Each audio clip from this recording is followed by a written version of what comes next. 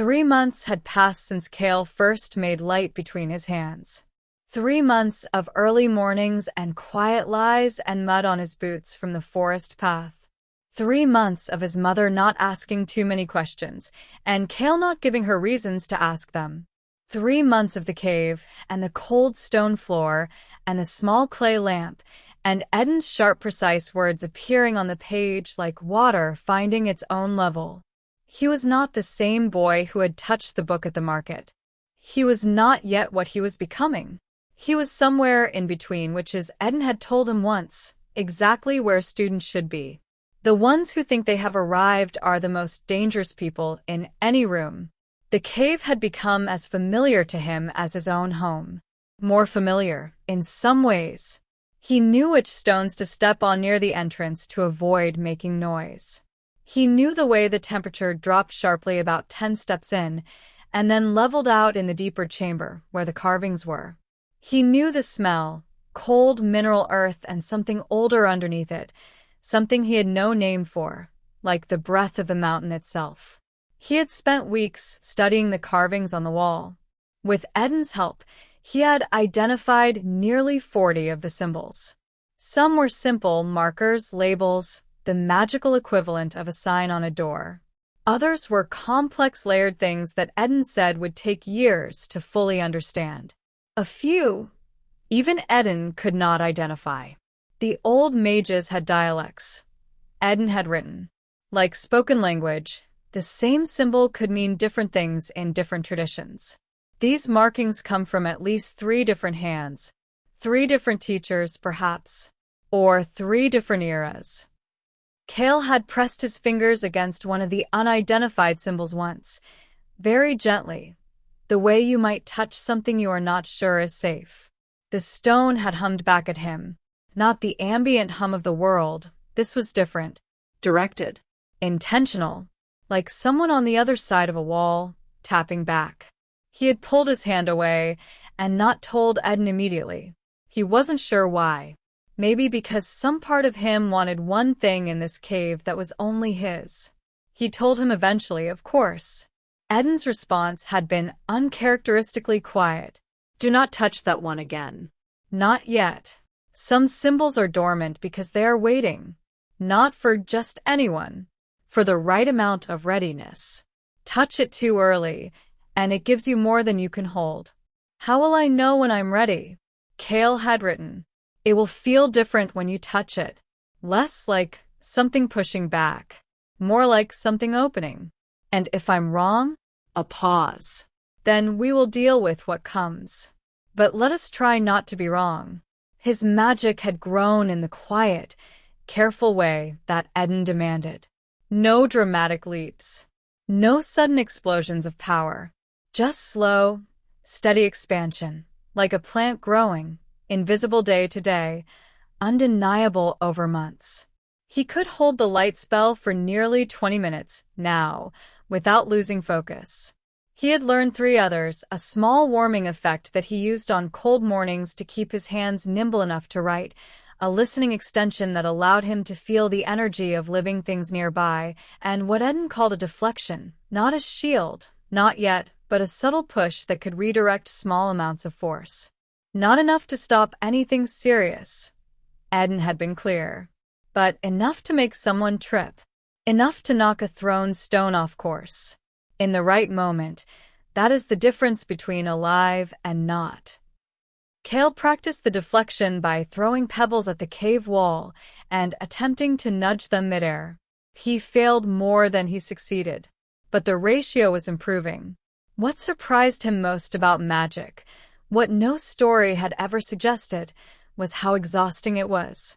Not physically, though his body sometimes ached in a strange, diffuse way after long sessions.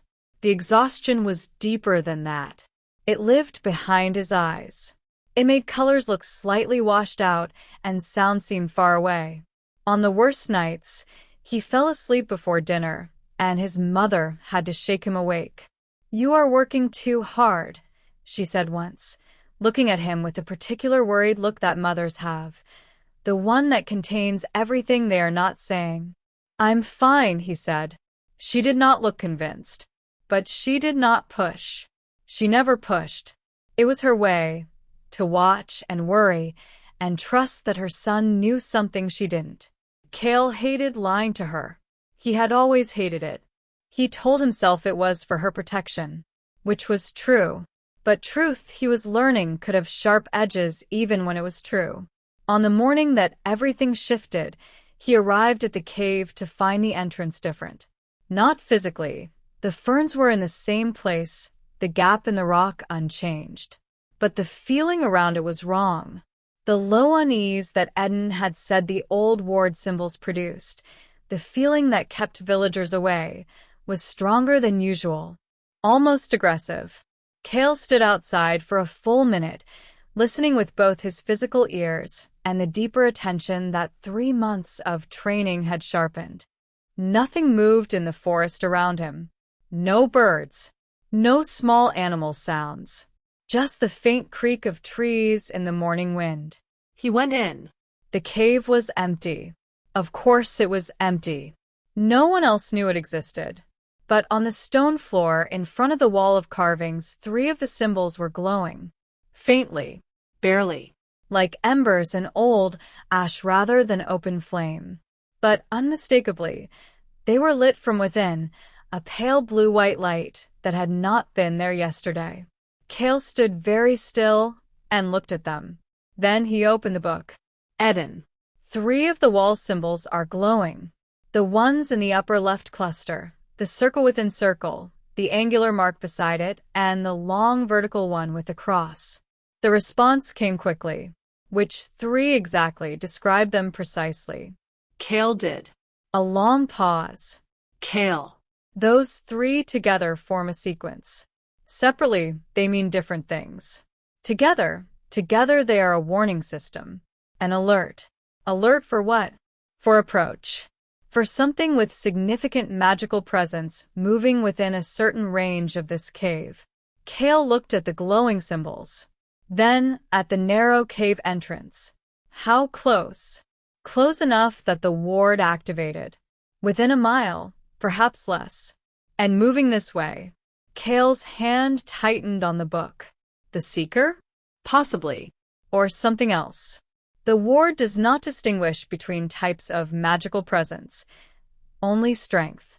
And whatever is coming, a pause that felt, even through written words like the intake of breath, it is stronger than the man who came through your village 3 months ago. Considerably stronger. Cael looked at the entrance. At the thin gap of gray morning light. What do I do? Eden's response was immediate this time, and shorter than usual. You stay still. You make no magic, none, not even the warmth spell. You breathe. And you trust the wards to do what they were built to do. And if the wards aren't enough? The words sat on the page for a moment before Eden's reply appeared beneath them. Then we find out how fast you have really been learning. She was not what Cael expected. He had pressed himself against the far wall of the cave. In the darkest corner, the book tucked inside his coat, the clay lamp extinguished. He made himself breathe slowly. He made himself be still, not just physically, but in the deeper sense that Eden had trained him toward. No magic, no reaching, just presence, quiet as stone. He heard her before he saw her. Footsteps in the forest outside, unhurried and precise. The sound of someone who was not trying to be silent because they did not feel the need. The ferns at the entrance moved. And then, holding a light that came from her own hand, pale and steady, no lamp, no candle, a young woman stepped into the cave. She was older than Cael, but not by much. 17, perhaps 18. She wore traveling clothes, dark, practical, road-worn. Her hair was pulled back tightly. Her eyes, moving around the cave in quick, efficient sweeps, were the color of winter sky. She was not wearing gray. She stopped in the center of the cave, looked at the glowing wall symbols, looked at them for a long time. Then she said, without turning around, "I know you're there. I'm not going to hurt you." Cael did not move. The ward's signature is interesting, she said, still not turning. Her voice was calm, almost conversational. Old construction. Pre-registry. Whoever built this place knew what they were doing. She tilted her head slightly. The person hiding in the corner, on the other hand, is very new. I can feel you not using magic, which is actually harder to do badly than you might think. You're doing it well. A pause. That tells me you've had some training, which means someone is teaching you, which means you have the book. Cael stayed where he was. She finally turned around. In the light from her palm, her expression was not hostile. It was curious, openly, almost professionally curious, the way a person looks at something they have been searching for and are surprised to find smaller than expected. My name is Saya, she said. I'm not a registry seeker. I'm actually running from the registry, which puts us, probably, on the same side. She glanced at the cave entrance. The man they sent 3 months ago has been replaced. The one coming now is senior rank. He'll be here within 2 days. Possibly 1. She looked back at Cael. So we can spend time with you hiding in that corner, or we can talk. Your choice. Cael looked at her for a long moment. Then he stepped out of the shadow. She did not react to seeing him. No surprise, no adjustment of expression. She simply waited, which somehow made him trust her slightly more than if she had smiled. How did you find this cave? He asked. His voice came out steadier than he felt. The same way you did, I imagine. It wanted to be found. Old places with strong wards have a way of drawing people who need them. She glanced at the glowing symbols, which had shifted slightly. Different ones lit now, the alert sequence fading as whatever had triggered it moved or paused. How long have you been using this as your training ground? 3 months. And the book, how long have you had it? He hesitated. Long enough, he said. Something moved at the corner of her mouth. Not quite a smile. An acknowledgement. Fair, she said. I'll trade you information. I'll tell you what I know about who's coming and why.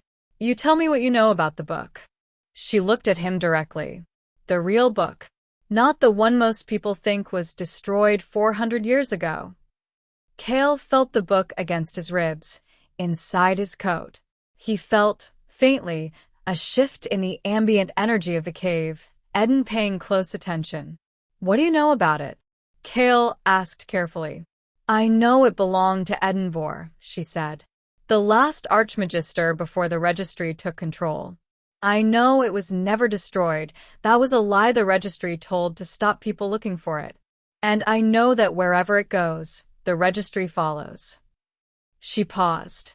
Because inside that book is the one thing they have spent 4 centuries trying to erase. What thing? She looked at him steadily. Proof, she said, that magic doesn't belong to bloodlines. That it never did. That the entire foundation the registry is built on, the inheritance laws, the nobility licenses, the blood testing, all of it is a fabrication. A very old, very carefully maintained lie. The cave was very quiet. Cael thought about his village, about the way magic was spoken of in the past tense, something over and done with, and rightly so. About the market day and the merchant with sharp watching eyes who had traded him the most dangerous thing in the world for a smooth blue stone. He thought about the light between his hands 3 months ago. Warm and steady and entirely, undeniably real. He reached inside his coat and took out the book.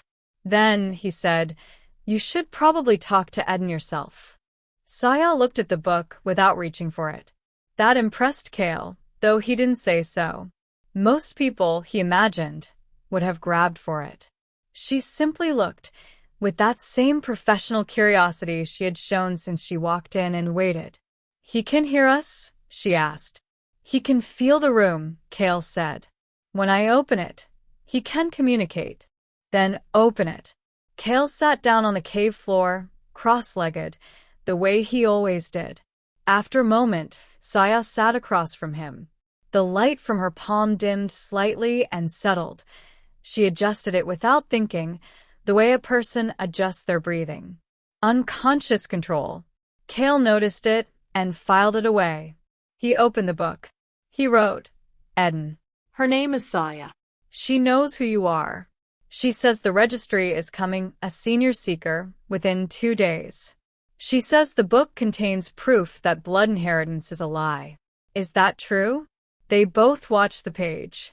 Eden's response came slowly. More slowly than usual, as if he were choosing each word with particular care. Her name tells me something. There is only one group outside the registry that would send someone this young, this capable, and this well-informed to find this book. Ask her who she works for. Ask her to say the name out loud. Not write it, say it. If she hesitates, she is not what she claims. Cael looked up. He wants you to say out loud who you work for. Saya did not hesitate. The unwritten, she said clearly. Her voice did not change. Her eyes did not move. Cael wrote it down. The page was still for a moment. Then, good. She is telling the truth. The unwritten were my students. The ones I sent away before the end, to keep them safe. I did not know they had survived this long. A pause. Ask her how many remain. He asks how many of you are left. Something shifted in Saya's expression then. Just briefly. A crack in the professional surface, there and gone. 11, she said. We were 43, 6 years ago. Cael wrote it down. Eden's response took longer this time. Tell her I am sorry. Tell her I should have moved faster. Tell her the book was always meant to be found. I did not know it would take this long. Cael read it aloud. Saya looked at the page for a moment.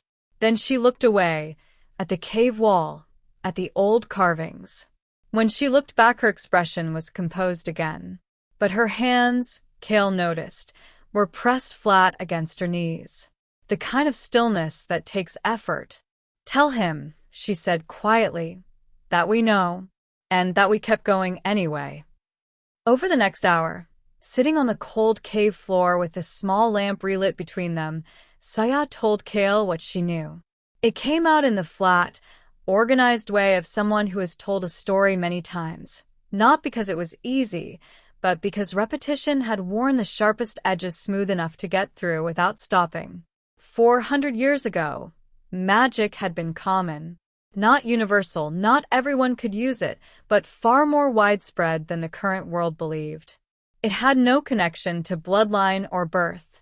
It came from attention, from sensitivity, from the particular quality of mind that could learn to feel the world's energy and respond to it. Then the registry formed. Officially, it was a guild, a professional organization to train and regulate mages, ensure standards, prevent dangerous, untrained use. And for a while, that was what it was. But guilds accumulate power, and power, accumulated long enough by the wrong people, begins to protect itself. The blood inheritance laws came slowly. First as a suggestion. Mages tend to produce sensitive children, so it makes sense to track lineage. Then as policy. Then as law. Then as truth so old and so repeated that no one questioned it anymore. Magic is inherited. Magic runs in noble blood. If you were not born to it, you cannot have it. And anyone who proved otherwise? Cael asked. Disappeared, Saya said simply. Or was explained away. A fluke. An anomaly. Or simply, they were quietly told that what they felt wasn't real, that they were confused, that they should stop. Most people, if told that by enough authority for long enough, she paused, they stop. Cael thought about his village, about magic spoken of as something over and done with, about the way his own first instinct, even holding the glowing light between his hands, had been to doubt it. Eden documented it, Saya continued. All of it. Over his entire career, he gathered evidence, records, testimonies, cases of common-born people with clear ability who were turned away or worse. He encoded it into the book. Not just the magic knowledge, the proof. Names, dates, registry records falsified, cases buried. And that's what they want back. That's what they want destroyed, Cael said. There's a difference. They don't want to read it. They want it gone. Because as long as it exists, everything they've built for 400 years can be undone.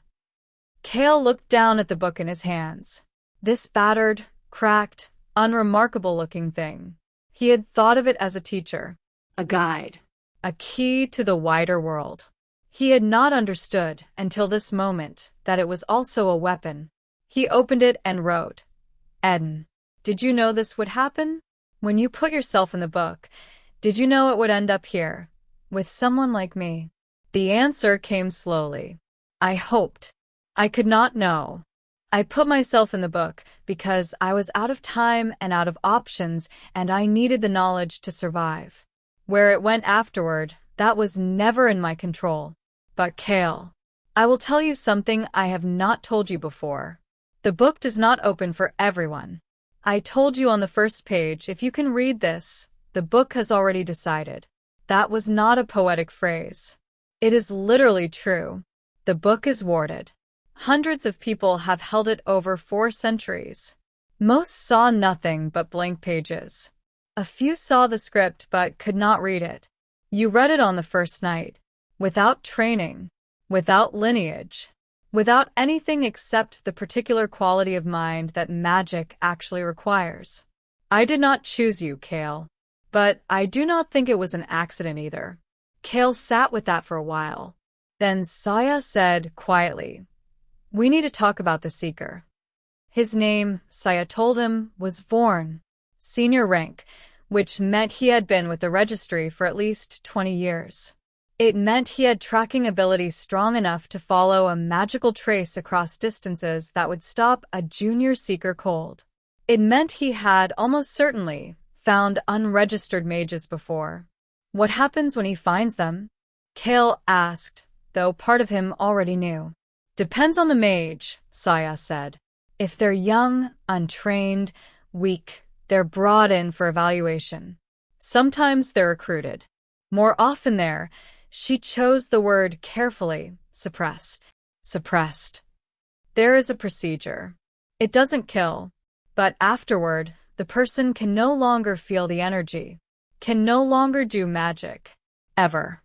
She paused. Most people who've had it done say, it's like going deaf. Or losing color vision. Something that was always there, simply gone. Cael felt something cold move through him that had nothing to do with the cave temperature. And if the mage is not young and weak, then the registry is less patient. She met his eyes. Vorn has a particular reputation. He is thorough, and he does not bring evidence of certain things back to be examined. He removes it. She did not say destroy, but Cael heard it. He looked at the book. Eden, he wrote. What do we do? This time, Eden's response was not slow. It was immediate, and it was the most words Cael had ever seen appear on the page at once. You listen to me very carefully. There is a symbol on this cave wall, the one I told you not to touch yet. The unidentified one in the lower right corner, shaped like a broken spiral. I need you to look at it right now and tell me if it feels different than it did 3 months ago. Cael stood up. He crossed the wall. He found the symbol. He knew exactly which one. He held his hand close, not touching, and felt. It was different. Before, it had pushed back. A clear, firm boundary, not yet. Now it felt like a door that had been locked and was no longer locked. Just closed. Waiting to be pushed. He went back and wrote. It feels open. Good. That means you are ready. Even if you do not feel ready. That symbol is a transfer mark. It was used by the old mages to move people quickly between waypoints, other caves like this one, other hidden places, connected through the old network they built before the registry existed. There is another waypoint 3 days, walk east of here. Or 3 seconds, If the mark works. I was not going to teach you this for months yet, but months is not what we have. Cael stared at the page. Then he looked up at Saya. Her expression told him she had been reading over his shoulder. Can you do it? She asked. Cael looked at the symbol on the wall, at the closed-door feeling of it, waiting. He thought about what Eden had said on that first night, when Cael had asked if he had ever been afraid. Every single day, for the first 3 years. Fear is not a weakness. Be afraid. And do it anyway. That is what a mage is. I don't know, he said honestly. Then he stood up and walked toward the wall. Tell me what to do, Cael said. He was standing in front of the broken spiral symbol. Up close, it was larger than it looked from across the cave, nearly the height of his forearm, cut deep into the pale stone. The edges were worn smooth with age, but the shape was precise. Whoever had made this had known exactly what they were doing. He held the open book in one hand. With his other hand, he read Eden's instructions as they appeared. Place your palm flat against the symbol. Not just fingers, your whole hand centered. Then find the hum you know how. But this time, instead of receiving it, I need you to give. Send your energy into the stone. Think of it as a key turning in a lock. You are not forcing it open. You are simply completing a circuit that has been waiting to be completed. One more thing. The transfer will take all 3 of you, the girl, and the book. But you must be in physical contact. You hold the book. She holds your arm. Do not let go until it is done. If the connection breaks mid-transfer. He stopped writing. Cael wrote, what happens if it breaks mid-transfer? A pause. Let us not find out. Cael lowered the book and looked at Saya. He says you need to hold my arm. We can't let go. She crossed the cave to stand beside him. She took hold of his left arm just above the elbow, her grip firm and sure. She was slightly shorter than him. He hadn't noticed until she was standing this close. I've heard of transfer marks, she said quietly. Never seen one used. Neither have I, Cael said. How confident are you? He thought about the light between his hands 3 months ago. The warmth. The reality of it. Enough, he said. She nodded once. Then do it. He placed his palm flat against the symbol. The stone was cold. Then it was not. Warmth spread from the symbol into his hand and up his arm almost immediately. Not the gentle ambient warmth of the world's energy, but something with direction. Something that recognized contact and responded to it. Cael found the hum. It was everywhere in this cave, in these walls, in these old, careful carvings. He had been listening to it for 3 months without fully understanding what he was listening to. Now he understood. This entire cave was a machine, old and patient and waiting. He breathed out. He stopped receiving. He gave. It was the strangest sensation he had ever experienced, not painful, but enormous. Like opening a door you've been leaning against your whole life and suddenly having nothing to push back on. The energy moved through him, not from him. He was not the source, only the circuit, only the key, and the lock was very old and very large, and when it turned, the cave disappeared. There was a moment of nothing. Not darkness. Nothing is different from darkness. Darkness has texture. This had none. This was the space between one thing and another, the pause between heartbeats, the silence between words. It lasted either no time at all or a very long time, and Cael could not tell which. He felt Saya's grip on his arm. He felt the book in his hand. He held both. Then the world came back. Stone floor under his knees. He had fallen, without knowing he had fallen. Cold air, different cold than the other cave, drier and sharper. Darkness, real darkness, no lamp, no ambient light. He heard Saya land beside him. A controlled drop. She had managed to stay on her feet. Are you hurt? She said immediately. No. He pushed himself upright. His head felt hollow.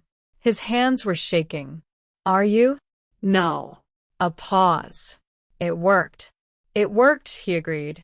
He felt around in the dark until he found the book, which had stayed in his hand through the transfer. He opened it, and the faint glow of the active pages gave just enough light to see by.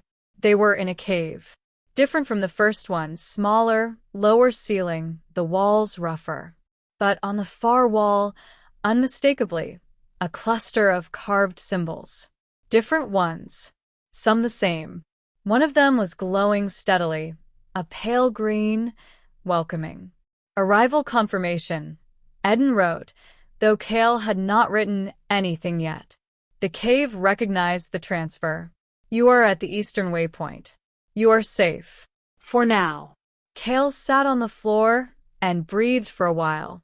Then he wrote, How far are we from Vorn? Far enough. The transfer leaves no trace he can follow. It moves through the old network, outside the energy channels the registry monitors. As far as Vorn is concerned, you have simply vanished. He will not like that, Eden added, and Cael thought he detected, for the first time ever, the faintest trace of satisfaction in the old mage's words. They spent the rest of that day in the new cave, resting. Cael slept for 3 hours, deep, blank, dreamless sleep, the kind that follows real expenditure. When he woke, Saya had found the cave's water source, a thin trickle coming through a crack in the back wall that collected in a natural basin in the stone, and had laid out what food she had in her pack. Hard bread, dried meat, 2 small apples that were going soft. They ate without talking for a while. Then Saya said, You learned that in 3 months. It was not quite a question. Eden is a good teacher, Cael said. Eden is dead, she said, not unkindly. You are a fast learner. Those are different things. She looked at him with that clear, assessing gaze. The unwritten have been looking for the book for 6 years. In that time, we found 2 other people who could read it. Neither of them could do what you just did after 3 months. Cael didn't know what to do with that, so he said nothing. I'm not flattering you, Saya said. I'm telling you because you need to understand what you are so you can make good decisions about what to do next. She broke off a piece of bread. The registry understands it too, which is why Vorn is senior rank. They are not treating you like a common unregistered mage. They are treating you like a threat. I'm a farm boy from a village with no name, Cael said. You were, Saya said simply. 3 months ago. He thought about that. What do the unwritten want? He asked. With the book. With me. She was quiet for a moment. The book contains the proof, she said. But proof is useless if it stays in a cave. It needs to reach people. Enough people that the registry cannot silence all of them. Cities, scholars, other mage families who have started to question the inheritance laws but need evidence to act on. She looked at him. To do that, someone needs to carry it out into the world. Someone who can protect it and protect themselves. Someone like me. Someone exactly like you. She paused. But only if you choose it. I was sent to find the book, not to conscript anyone. Cael looked at the cave wall, at the new symbols he hadn't learned yet, waiting patiently in the stone. He thought about his village, his mother repairing the roof alone, the fog that never really lifted. He thought about the road, the one that had stopped feeling like a wall. Tell me about the unwritten, he said. Tell me everything. And Saya told him, through the rest of the afternoon and into the dark, while the cave breathed quietly around them and the book lay open between them, and somewhere far to the west, a senior registry seeker named Vorn stood in an empty cave and looked at a wall of ancient symbols and felt, for the first time in many years, something very close to uncertainty. He went back to the village one last time. Saya had advised against it. Not harshly. She had simply laid out the risks with the same flat clarity she brought to everything, and then said it was his decision. Vorn would not return to the fog village immediately, but the registry had eyes in many places, and any pattern of movement could be noted and traced. "One day," Cael said. "I'll be back in one day." She had looked at him for a long moment. "One day," she agreed. He arrived at the village just before noon, coming in through the back field the way he always did, from the forest side. The fog had lifted. The village looked exactly as it always looked, small and worn and somehow both familiar and strange, the way home looks when you have been away long enough to start seeing it instead of just living in it. His mother was in the garden behind the house. She looked up when she heard him. She did not look surprised. She looked, Cael thought, like someone who had been waiting without quite admitting they were waiting. "Come inside," she said. She made tea. She did not ask questions while she made it, and Cael did not speak.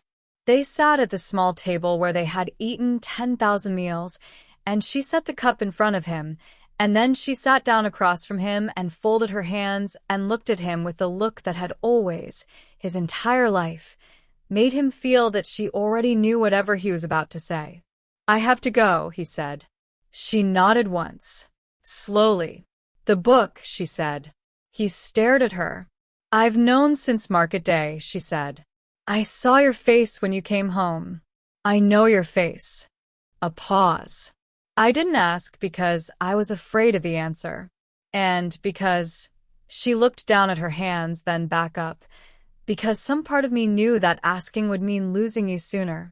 Cael felt something tighten in his chest that he had no name for. Something that had been there since he was 7 years old and had never quite gone away. "I'll come back," he said. "You don't know that." "No," he admitted. "But I intend to." She looked at him for a long time. He let her look. He did not try to say the right thing because there was no right thing, and she would know the difference. Finally, she said, "Your father would have gone. He was like you. That hunger." She said the word without bitterness. He used to look at the Trioline the same way. Cael couldn't speak for a moment. "I'm going to do something that matters," he said finally. "I don't know all of it yet. But it's real. It's important. I'm not leaving for nothing." She reached across the table and put her hand over his. Her hand was rough and warm and familiar as anything in the world. "I know," she said. "I have always known you were made for something I couldn't give you here." She squeezed once. "So go. Be careful. And come home when you can." Cael covered her hand with his other hand, and they sat like that for a while, in the small house, in the village with no name, while the afternoon light moved slowly across the floor. He left before dark. At the edge of the field, where the grass ended and the forest path began, he stopped and looked back one last time. His mother was standing in the doorway. She raised her hand once. He raised his in return. Then he turned and walked into the trees. Saya was waiting at the Eastern Waypoint cave as agreed. She had found more food somewhere. She was resourceful in a quiet, no explanation way that Cael was beginning to recognize as one of her defining qualities. She handed him a pack. "Supplies for 5 days. After that we'll need to resupply in a town." She paused. "Are you ready?" Cael shouldered the pack. He felt the book against his ribs, inside his coat, exactly where it always was. He thought about 3 months ago. A boy on a cold floor, opening a cracked leather cover by candlelight, terrified and unable to stop himself. He thought about the light between his hands, warm and steady and real. He thought about his mother in the doorway, her hand raised. "Yes," he said. They walked east. The forest thinned after the first hour and gave way to open land, rolling fields, pale in the late light, stretching toward a low line of hills on the horizon. Cael had never seen land this open before. The sky above it was enormous, more sky than he had ever seen at once, pink and gray and deepening blue at the edges. He stopped walking without meaning to. Saya stopped beside him. First time past the treeline, she said. First time past the treeline, he agreed. They stood there for a moment, looking at the wide open world. Then Cael opened the book, just briefly, just enough. He wrote, Eden, we're out. We're in the open. The response came quickly, and it was shorter than most of Eden's replies. But Cael read it 3 times, standing in the fading light at the edge of the world he had grown up in, looking at the world he was walking into. Good, Eden had written. Now, let me tell you about what lies east.